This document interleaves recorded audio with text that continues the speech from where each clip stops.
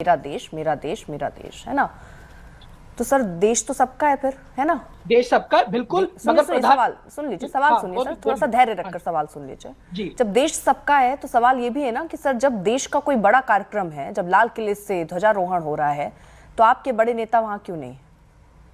सबसे पहली बात, अगर आप लगातार देखेंगे हमारे देश के बड़े नेताओं को पहले तो ये लोग न्योता तक नहीं देते थे।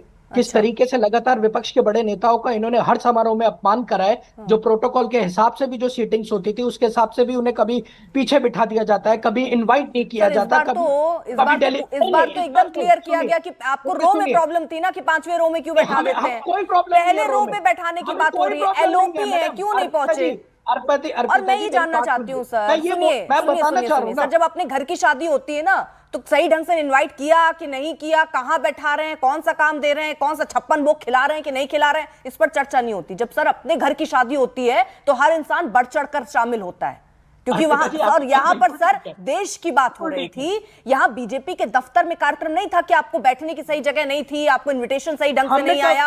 आपके नेता को पहुंचना चाहिए था क्योंकि कार्यक्रम देश का था। आप सुनिए जवाब, मैं जवाब देता हूं। इस कार्यक्रम को, लोकतंत्र के इस सबसे सशक्त कार्यक्रम को जब प्रधानमंत्री अपनी केवल भाषण और पीआर एक्टिविटी का माध्यम बना देते हैं ना, डेटाओं के साथ खेलते हैं और वाजिब कोई रोड मैप देश को नहीं देते, मैं ये करूंगा मैं वो करूंगा, और धरातल पे और पटल पे उसका कोई असर नहीं होता, तब हर विपक्ष का लोकतंत्र का एक सपना टूटता है। और दूसरी चीज, नेहरू जी, इंदिरा गांधी जी, वो क्या करते थे? वो लाल किले में जब ध्वजारोहण करते थे तो ऐसा क्या करते थे जो प्रधानमंत्री इस वक्त नहीं कर रहे हैं, नरेंद्र मोदी जी?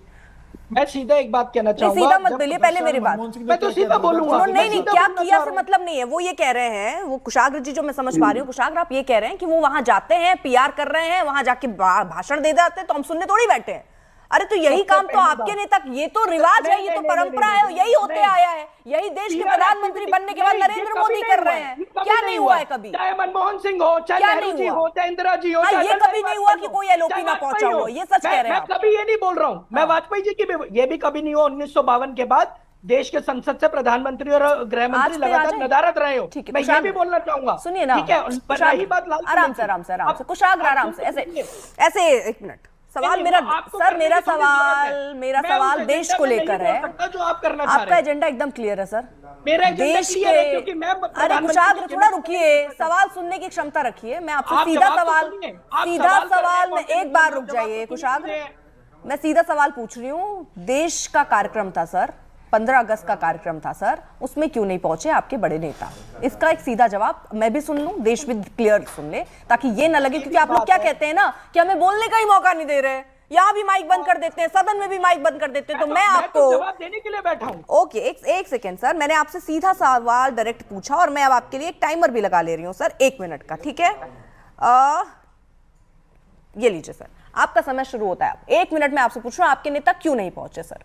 मेरे देश के नेता और मेरे नेता प्रतिपक्ष हो या विपक्ष के नेता हो, वो लगातार इस बात का खंडन कर रहे हैं कि 12 साल से सिर्फ जो नरेंद्र मोदी लाल किले की प्राचीन से सिर्फ बोल वचन कर रहे हैं। हम पहले गए, हमेशा गए हैं, लगातार हमें बेइज्जत करने की भी कोशिश सरकार और नरेंद्र मोदी की तरफ से करी गई है, लगातार विपक्ष का अपमान करा गया है। उसके बावजूद देश का हर विपक्ष का नेता लगातार सरकार के साथ खड़ा रहा है और हम आज भी खड़े हैं। अगर कोई कंस्ट्रक्टिव पॉलिटिक्स की, रिजल्ट्स की, एक्चुअल ग्राउंड वर्क की बात हो, मगर 12 साल से लगातार जिस तरीके से सिर्फ प्रधानमंत्री लाल किले से अपनी पीआर एक्टिविटी करते चले जा रहे हैं, उसका खामियाजा लगातार मेरा देश भोग रहा है। क्योंकि लगातार उन नंबरों को और धरातल पे जो सच्चाई है उसको लगातार छोड़ा जा रहा है, उनके ऊपर बात नहीं करी जा रही है।